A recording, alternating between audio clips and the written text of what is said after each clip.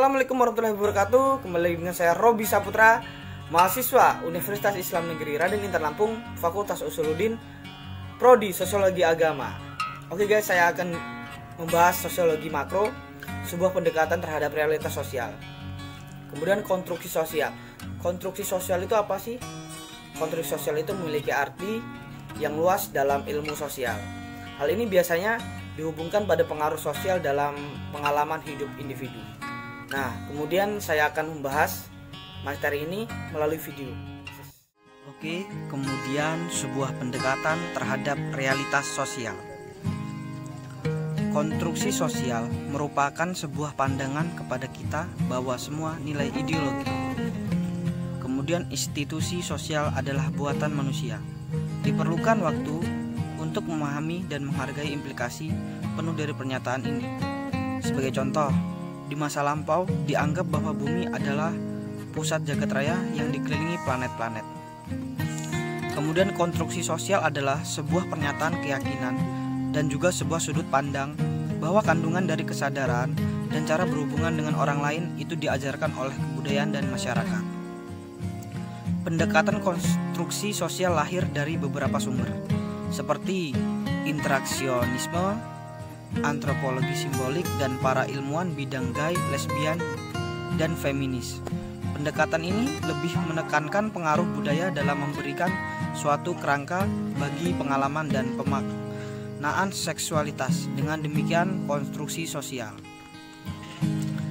secara tegas menyertakan budaya sebagai faktor kunci untuk memahami seksualitas. Kemudian sosiologi makro. Sosiologi makro mengkaji perilaku sosial di mana waktu, ruang, dan jumlah orangnya dikatakanlah terentang.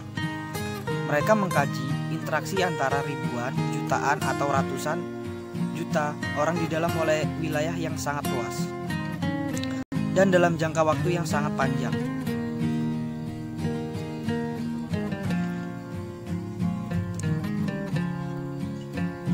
Kemudian realitas-realitas dalam konstruksi sosial menyangkut skema dialektis teoritis.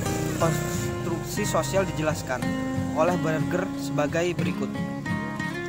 Eksternalisasi adalah usaha pencurahan diri manusia ke dalam dunia, baik dalam kegiatan mental maupun fisik. Sudah merupakan hakikat manusia sendiri dan merupakan keharusan antropologis. Manusia selalu mencurahkan diri ke dalam dunia tempat ia berada. Manusia tidak dapat mengerti sebagai ketutupan yang lepas dari dunia luarnya. Objektivasi adalah hasil yang telah dicapai baik mental maupun fisik dari kegiatan eksternalisasi manusia. Hasil itu menghadapi sang penghasilnya sendiri sebagai suatu faktisitas yang ada di luar dan berlainan dari manusia yang menghasilkannya. Lewat proses ini, masyarakat menjadi suatu realitas sui generis. Kemudian, objektivasi masyarakat meliputi beberapa unsur, misalnya institusi, peranan, dan identitas. Keluarga merupakan contoh sebuah institusi yang secara objektif, real, ada di sana, dapat memaksakan pola-pola tertentu pada individu yang hidup dalam lingkungannya. Suatu peranan memiliki objektivitas yang serupa. Peranan ini memberikan modal bagi tata kelakuan individual.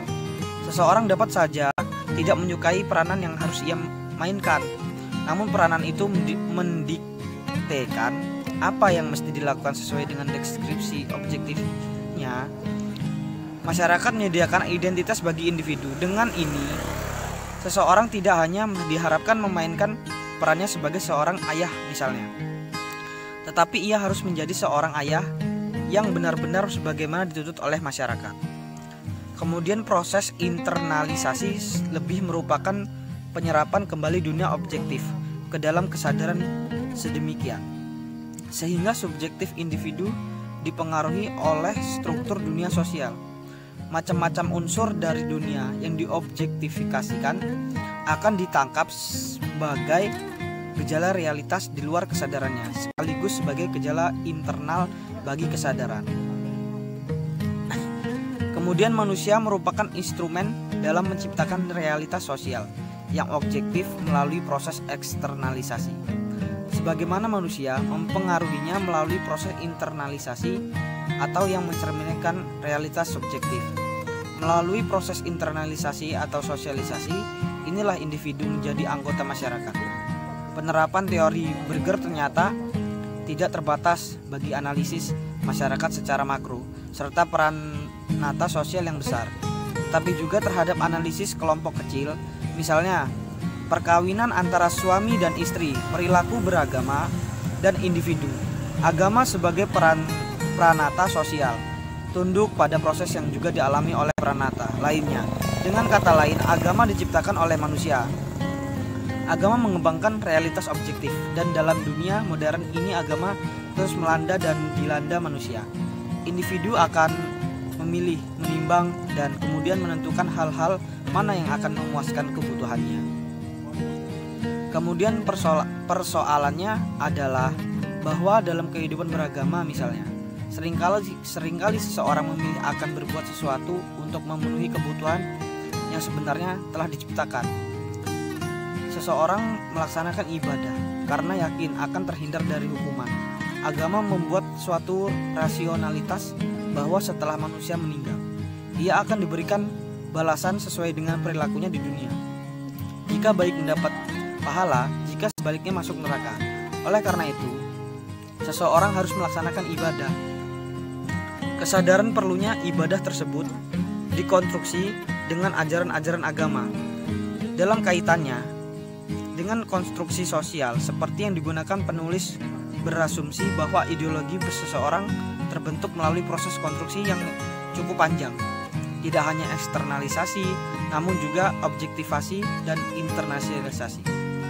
Dalam hal ini, peneliti percaya bahwa ideologi yang tercermin dalam suatu karya sebagai realitas simbolik dapat diperoleh melalui interaksi dengan lingkungan sekitar atau masyarakat sebagai realitas empirik.